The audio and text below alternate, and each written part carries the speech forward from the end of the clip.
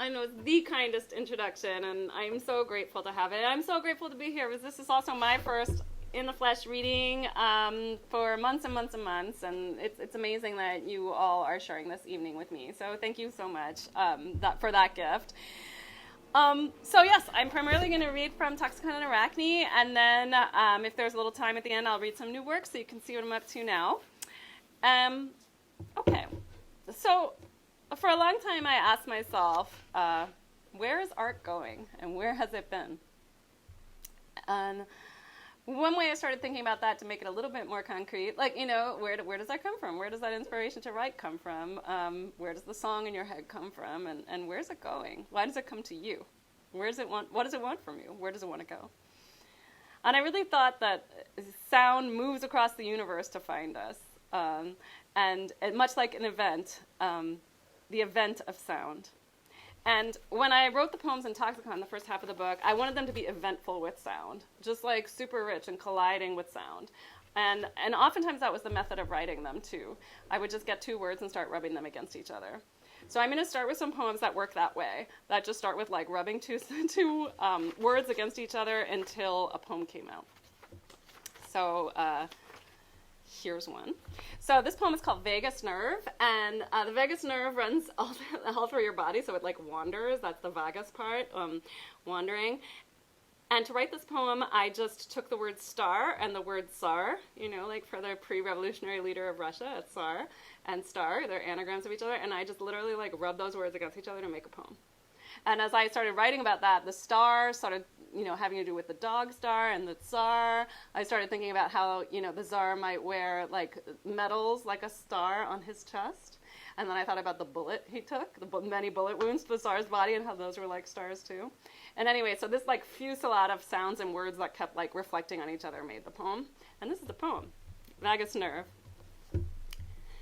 Like a star who snuffs out its own path, like a Tsar who wears a many-beamed trinket on his chest, like a target for a taser or a laser-guided stent, quasering throb that knocks the breast of the ocean-going vessel, fist-side wren or cardiac event, vein choked with plush that coats the stag's rack, stroked gland or glitch, pumping out error in the constellation Lyra, the second most glamorous star, the second to be daguerreotyped and assassinated, stepping out of its car, galactic half-life neural leap, no wider than a single bacterium, weak air's airline, who chokes up at the opera, eyes glued to his lorgnette, ting-ting in the operating theater where the gods all cluster at the trompe-l'oeil dome and suppose an even more monstrous eye looks back. Who can not swallow that view whole, a pupil? Who can take the whole thing down on his knees in the back room, on his back in the sacristy, and vomit it all back up? On the bar, on the altar, on the street, outside the viper room? Who chokes on the skein, unwinding from his bolt like a colt's mane? Extravagance, consciousness, prize sheep that can bleat through its cutthroat pleat, that can spread like blood on the waves, and fetch a price that makes the wind rise, and hurls fleets at the future.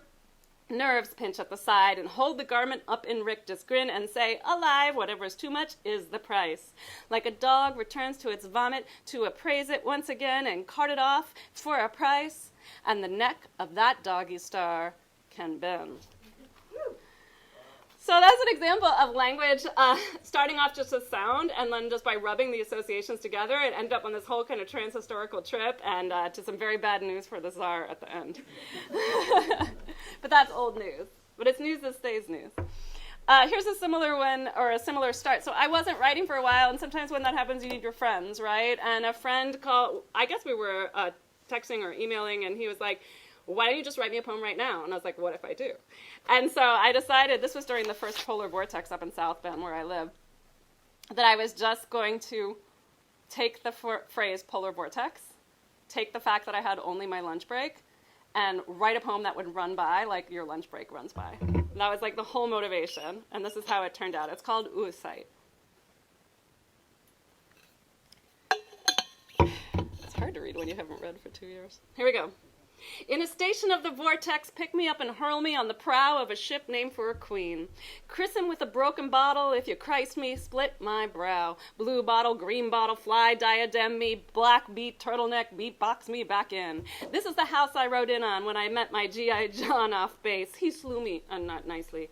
Now his ships come in, carrying hurlitzers, howitzers, howler monkeys on the lamb from the lab. It's carrying a queen bee and her pack punches. The last of her stingers is stuck up the cram of wake. I mean quake. I mean punches pulled, holds barred, honey pooled, the drinking water of West Virginia mad with chemicals and running off in greasy beads. That state's named for a virgin queen. She wore a coat of ermine tails, each with a black smudge to prove its whiteness. The ermine rather die, whilst the coal smut stoat grieves swartly in the scuttle. Oh, honey.